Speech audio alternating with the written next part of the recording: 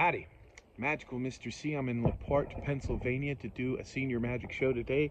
It's very, very remote, you can see, and it's very, very beautiful day. I decided that I would post this intro outdoors in the beautiful sunlight today. Yes, and I wanted to take a little time before we go inside to do the show to answer a question that people have asked with regards to the videos that they've seen. It tells me that people have actually been watching my videos, which I appreciate.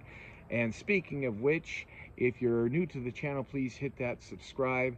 And if you like what you see, please hit that like and share with others. It would be appreciated by yours truly.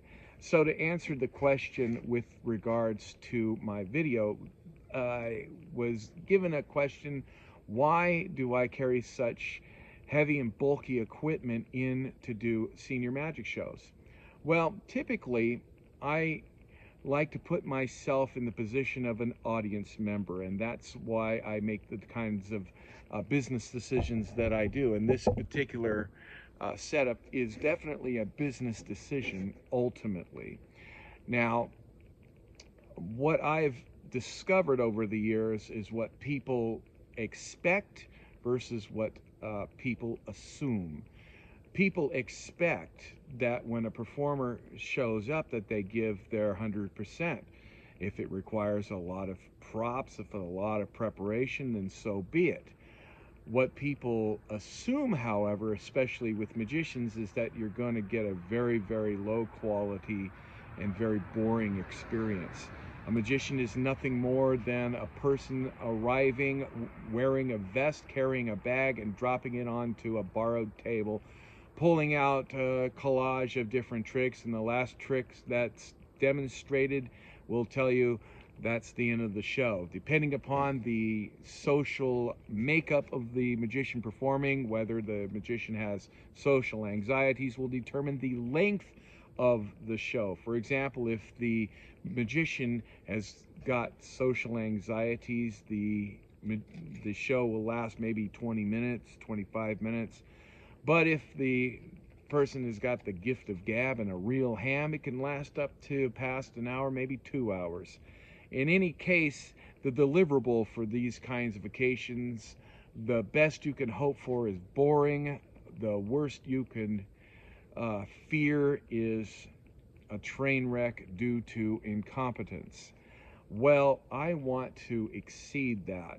So I want that expectation of an excellent show to be restored to the magician, especially to me.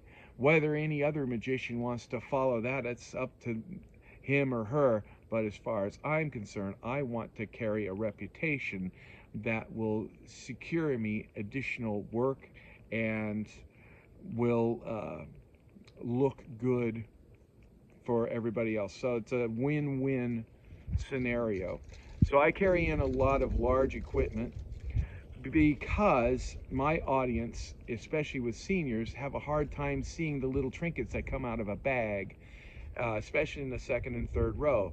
If a person is coming in wearing a vest and carrying a bag and opens up that bag and pulls out something that could be seen maybe up close but not seen beyond the second or third rows, people are going to be going, what is that? I can't see it. I can't see it. This is why I'm very rarely do card tricks for senior adults. That's a different subject, so I'll get into that in just a few minutes. I perform a lot of what they call parlor effects. It can be set in a living room or a parlor setting, or it can fit onto a stage. I'm able to be versatile that way. And I'm able to adapt because oftentimes the logistics of the facility, especially with seniors, it's unpredictable. Sometimes you'll be put into a large space, other times you'll be put into a corner. So my show has to be flexible enough to be performed in very large locations as well as very small, tight locations. I have to have the adaptability to be able to deliver to my clients and to my audience.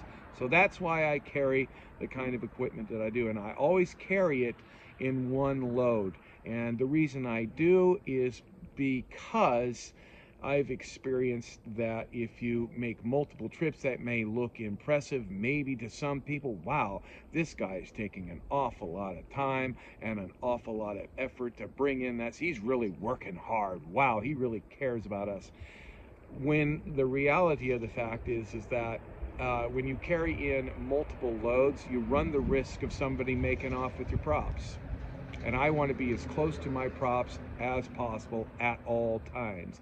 The only time I'm separated from my props is if I'm loading it back into my car or loading it back onto the cart. I'm never separated from my props. My props are how I make my living.